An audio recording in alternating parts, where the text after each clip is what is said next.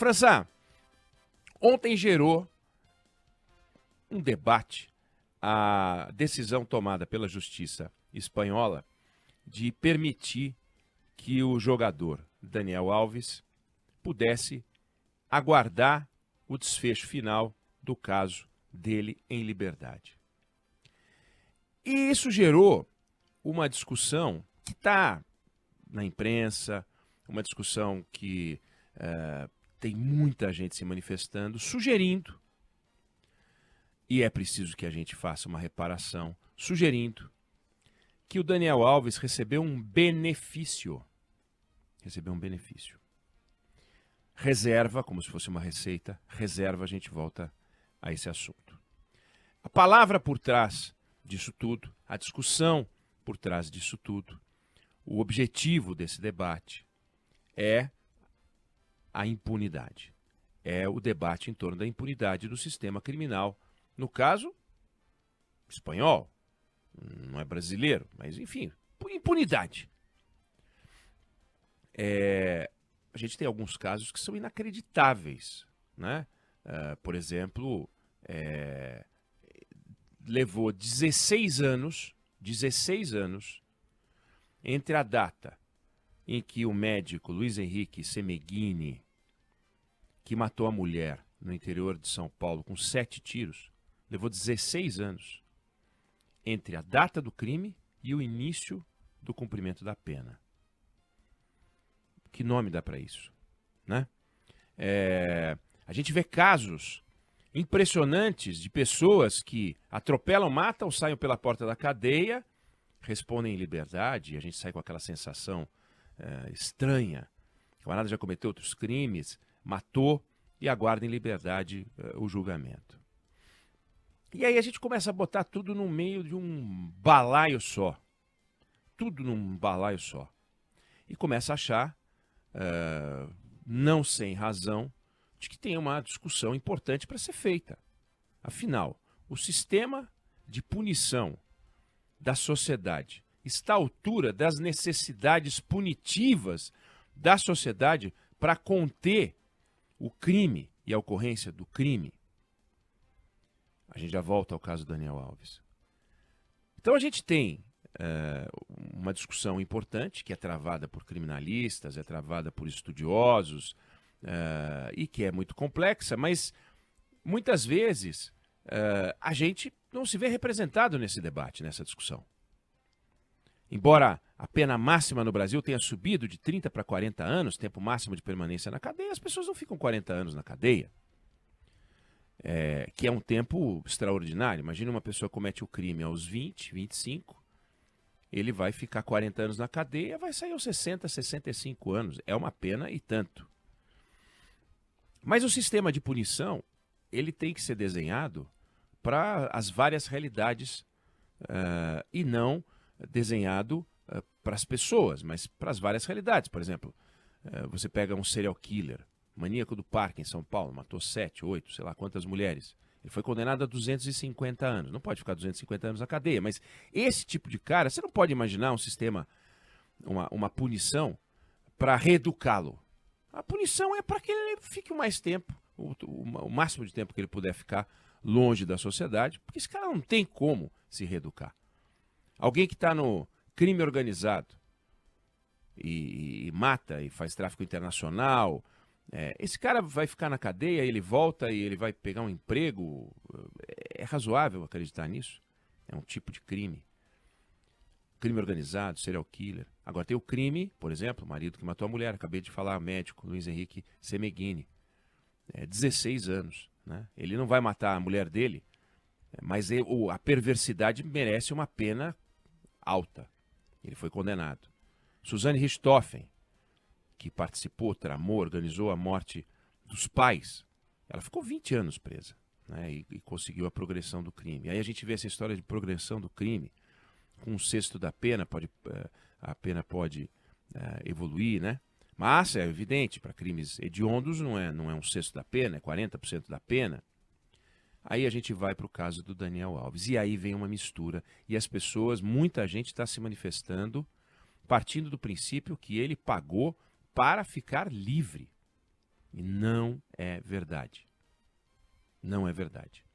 O que aconteceu foi que Daniel Alves, que foi condenado a 4 anos e meio, tem direito, como todo mundo tem direito, a recorrer. Assim como o Ministério Público, assim como os advogados que amparam o trabalho do Ministério Público pediram também o aumento da pena. Então existem recursos para que ele não fique só 4 anos e meio condenado, e existem recursos para que ele não fique nem os 4 anos e meio condenado. Ele poderia aguardar essa decisão final preso? Poderia. Existia a possibilidade dele pagar para aguardar o desfecho em liberdade? Existia. E ele conseguiu. Qual é a diferença entre uma coisa e outra? Se ele aguardasse o resultado da pena preso, esse tempo em que ele ficaria preso seria descontado da pena final. Então, digamos que ele ficasse 2 anos preso, fosse condenado a mais 4, já teria cumprido 2. Ficaria só mais 2. Mas, no entanto, ele vai aguardar em liberdade. Digamos que leve os mesmos 2 anos e seja condenado a mais 4. Ele vai voltar para cumprir 4. Então, ele passará 4 anos preso, por hipótese. Ou os 2 em que aguarda preso, ou os 4 porque aguardou 2 solto. 4 anos serão os 4 anos. Ah, mas ele pode, no recurso dele, conseguir, já que cumpriu 1 ano e pouco, pegar uma pena inferior a 3 anos, por exemplo, e daí ele já cumpriu, pode sair. Bom, pode. Mas aí aconteceria do mesmo jeito. Então, não é um benefício, um favor feito ao Daniel Alves. Ele não comprou a liberdade dele. Ele, no Brasil, inclusive, ele conseguiria isso provavelmente, ou até sem fiança. Até sem fiança. Aí a gente vai para o caso do Robinho. E aí virou uma mistura. Robinho, Daniel Alves. E a gente vê declarações, várias declarações de gente, estou chocado. Estou chocada. No caso do Robinho, ele foi condenado a 9 anos. Estupro. Ele vai ser condenado a 9 anos. Vai reter os recursos todos e tal. Aguarda os recursos em liberdade ou não aguarda em liberdade. Aí vamos ver como é que vai acontecer. Mas uma vez definida a pena final, ele vai cumprir os 9 anos, ele vai entrar os 9 anos, a princípio, em regime fechado. E vai ficar, pelo menos, um tempo, para daí, então, ele pedir a progressão da pena dele. E aí a gente tem que fazer não vou dizer um meia-culpa, a imprensa tem que fazer um meia-culpa, mas a gente tem que, a imprensa tem um papel nessa história.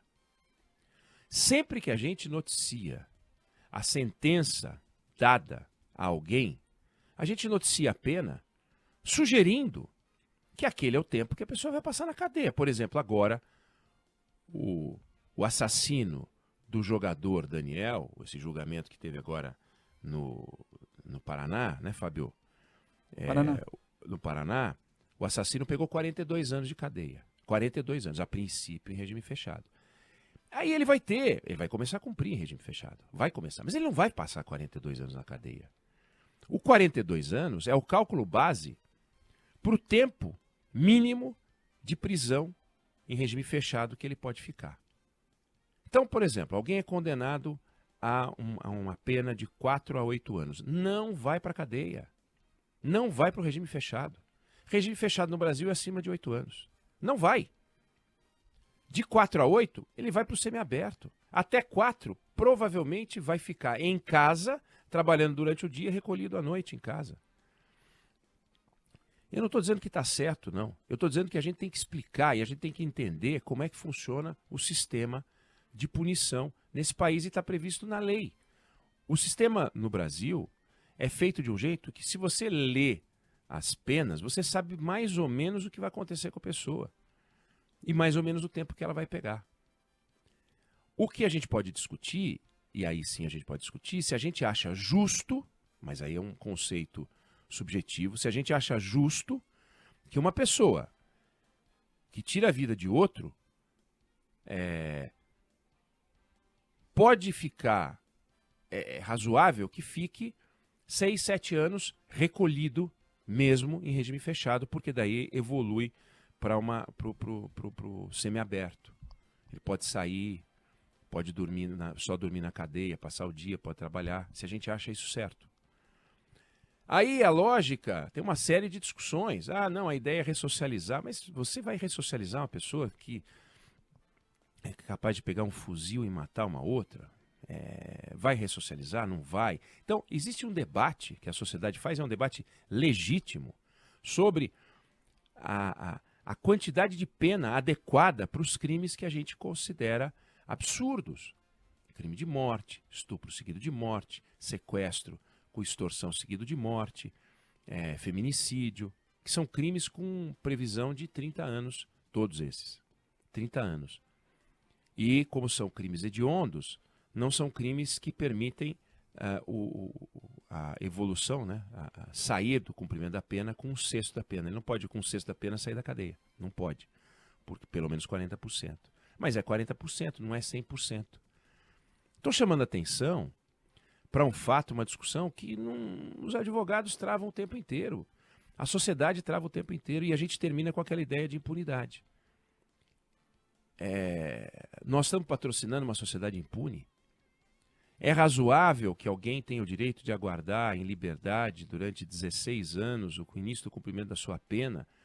É justo, não é justo? Que sinal que a gente dá para a sociedade? O que a gente está falando para a sociedade? Fica a impressão, e é um fato, todo mundo tem direito a um homicídio. Você matou a primeira vez, você vai conseguir uma série de benefícios e vai indo, e vai indo, e vai indo, e escapa, de um jeito ou de outro. Mas não vamos usar o caso do Daniel Alves para isso. O caso do Daniel Alves não é esse, ele ficou preso, enquanto ele foi um risco para a sociedade, porque ele poderia intimidar, né, testemunhas, ele poderia destruir provas, ele ficou preso. Quando o processo foi instruído, terminou, ele foi condenado, e ele foi condenado a 4 anos e meio, a partir daquele momento, ele não tinha mais como interferir no processo. Havia o risco dele fugir, entregou os passaportes. Tem que ficar em casa, tem que ficar 1 quilômetro da vítima. E quando sair o resultado final, e o resultado final vai sair, ele vai voltar para a cadeia. Ele não vai conquistar o direito de ir para casa.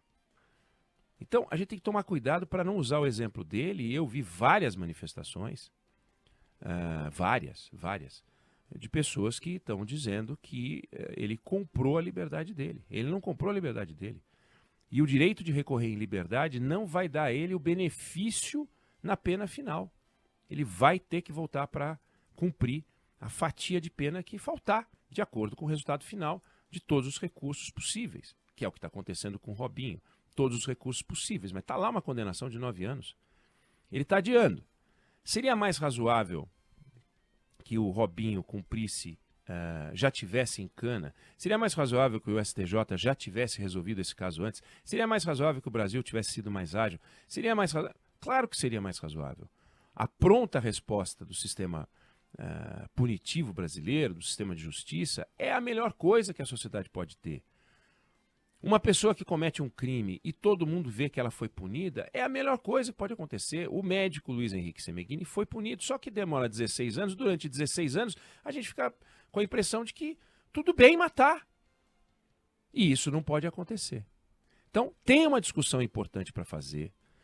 A imprensa tem uma responsabilidade nesse debate.